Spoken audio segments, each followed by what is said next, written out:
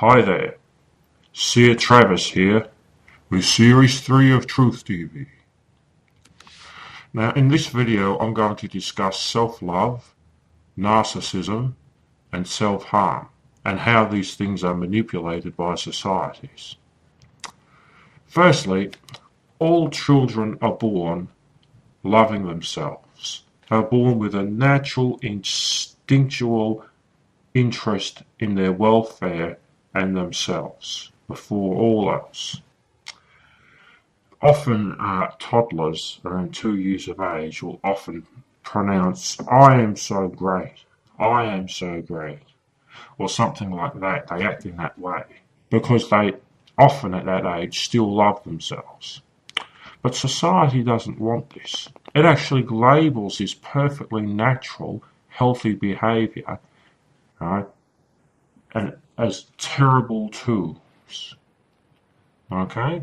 This stage of behaviour is labelled the terrible tools because society thinks there's something wrong with this perfectly natural and sane behaviour. Society strips self-worth and self-love as part of its basic operational structures. It only wants you to feel good and have a sense of self-worth when you have achieved a toxic and arbitrary preset series of societal dictates, such as getting married, getting someone else to love you, or gaining social acceptance via conforming to society. Now, just as society breaks in a horse to a stable, society systematically sets out to break the natural well-being and self-love of all children. Now, I'm just going to bring up a diagram here, folks, just to show you something about self-love. Now, society is always claiming that self-love and narcissism is some kind of sickness or illness. This isn't true at all, folks. Just not true. Society and societal leaders just know that if people loved themselves and were narcissistic, they wouldn't be able to control and manipulate them like they do today. Now, if we look at the diagram, you have to understand the difference between internal and external love sources. Now, you can get love, folks, either from external sources coming into you, or you can get it from within yourself. You can generate in yourself, which is an internal source. Now, folks, the truth is that this internal source, the narcissistic source of self-love, is superior. And I'll explain why. As an analogy, folks, let's just say we are dealing with something necessary for survival, such as water. The person who's able to look after his own needs and have plenty of water doesn't need to go to others to get water. So he doesn't have to rely on anybody else or any external factors in order to meet his needs. Same with self-love. If you can love yourself, you can just have love and respect for yourself internally. And then it doesn't matter what the external values are. It wouldn't matter to you if somebody didn't love you or what have you. It wouldn't affect your ability to be loved. And that is the problem and the weakness of the artificial external love systems of society. You rely on somebody else to try to give you something. And if that's ever taken away, you're left without. A further problem with this, folks, is that in order to love others, you have to really love yourself. That's a basic rule of psychology. Same with water. If you don't have water, you can't give water to someone who's thirsty. And as the analogy was to self-love, if you don't love yourself, then you have to seek love from others.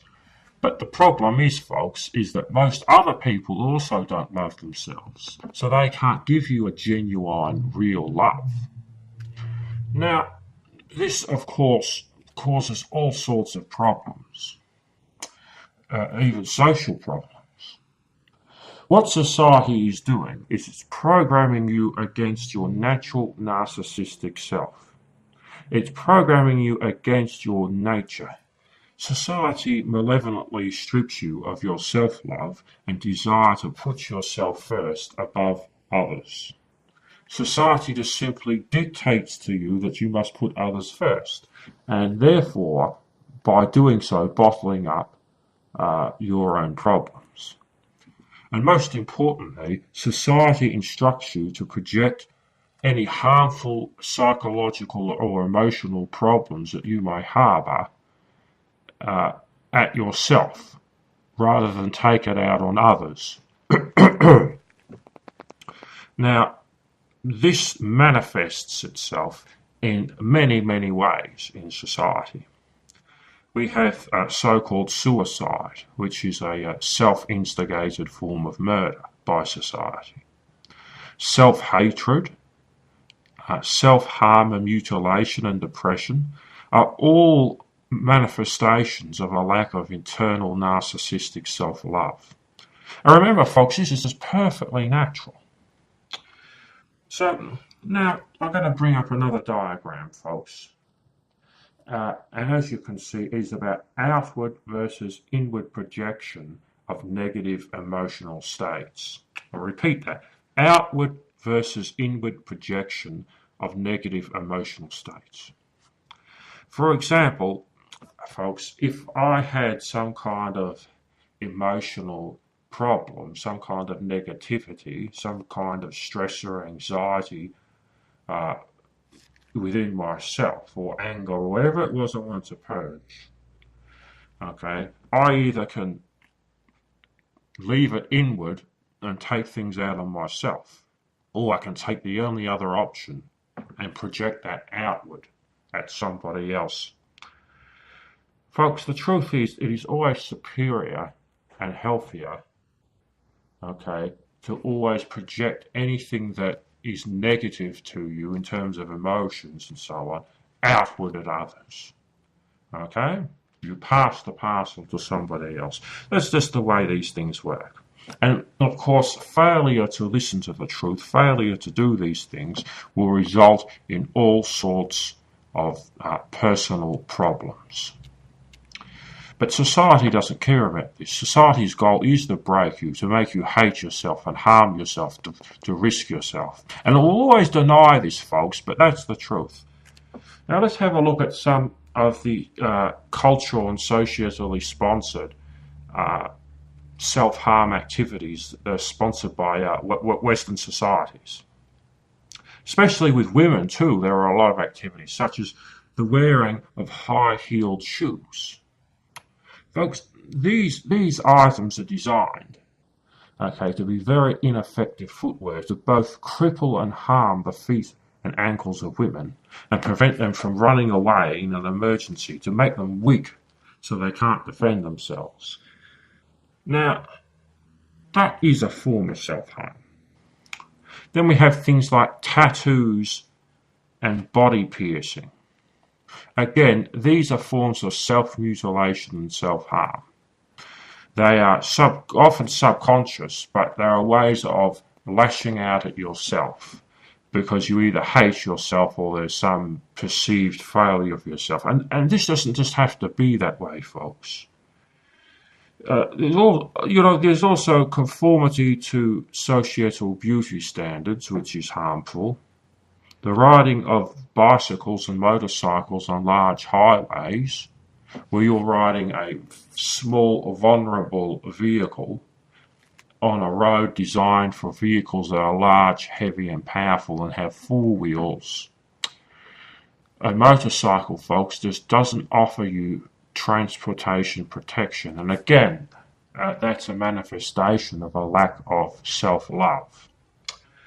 Then, of course, we have things like extreme sports and drug taking, which puts yourselves in inherent risk, especially with extreme sports. Those are all self-harm activities, and most people who watch them actually watch them because they want to see you hurt yourself and watch you suffer. So now I'm going to bring up a couple of cases, folks, and have a bit of a comparison discussion about them. They're related to self-love, narcissism, and self-harm. Now, the first one that I'm going to bring up first is a woman who is promoted by society called Michelle Bombshell McGee. And as you can see, folks, she's very much into things like tattoos and piercing, which you'll see are on the list as self-harm activities. Now, as you can see, folks, in this particular example of Michelle McGee, you can see that society has clearly achieved its goal of damaging her self-love and getting her to harm and damage her body under ridiculous guises of things like art. Now, I'm now going to bring up a second example for comparison. This man is also a tortured victim creation of society, just like victim Michelle. He's a bit more infamous than her. His name is Albert Fish. And although he may not technically be a serial killer, he's definitely a very famous killer. He's been the model of several movies, folks, as inspiration. He basically is a bit along like Norman Bates from Psycho, in that he dug up parts of his mother, or he dug her body up and he killed some people. He also cooked and ate some children and so on. Now, Albert was severely tortured and abused as a child and whipped and beaten. And I believe his self-love was severely damaged as well as his mind. And he has actually said his mind was damaged by the severe societally sponsored child abuse. He began self-harming, folks. He would even go to extremes like getting heavy wadding and forcing it up his anus and then setting it on fire up his anus so he would scream in agony. So, of course, victim Albert as well is a self-harmer. So you can see, folks, even though Michelle and Albert are very different people, okay, especially criminally speaking, there is a common thread here, folks, of a lack of narcissistic self-love and ability to recognize truth of what constitutes self-harm and mutilation to your body that runs through the both of them. Albert Fish did take out some of his rage and true reality on others, folks, via some murders. So he did, therefore, also show us that he could project outwardly. Not enough is known about Michelle Bombshell McGee to be sure of those things. So it's hard to evaluate her. But it could well be, folks, despite the bizarre behaviours of Albert Fish, that he may even be a bit saner, healthier, and more self-loving than someone like Michelle Bombshell McGee. So in conclusion, folks, you've got to watch your sanity when you're living in a society. Your safety, and maybe your life depends on it. And, of course, one of the best ways is to study forbidden truth, including the truths on self-love, narcissism, and the way societies try to break those things down to cause you to self-harm.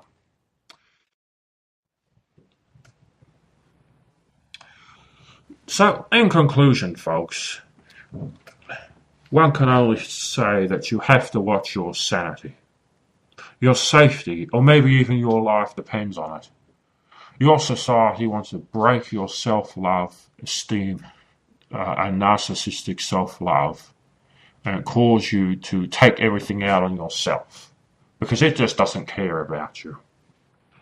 And, of course, one of the best ways, okay, to guard your sanity is to study the forbidden truths. So, perhaps, folks, you could do a bit of research and further reading after watching this video. And you should catch me next time too, on Truth TV, for more facts of forbidden truth that you can use to love yourself and realize how your society is trying to destroy you.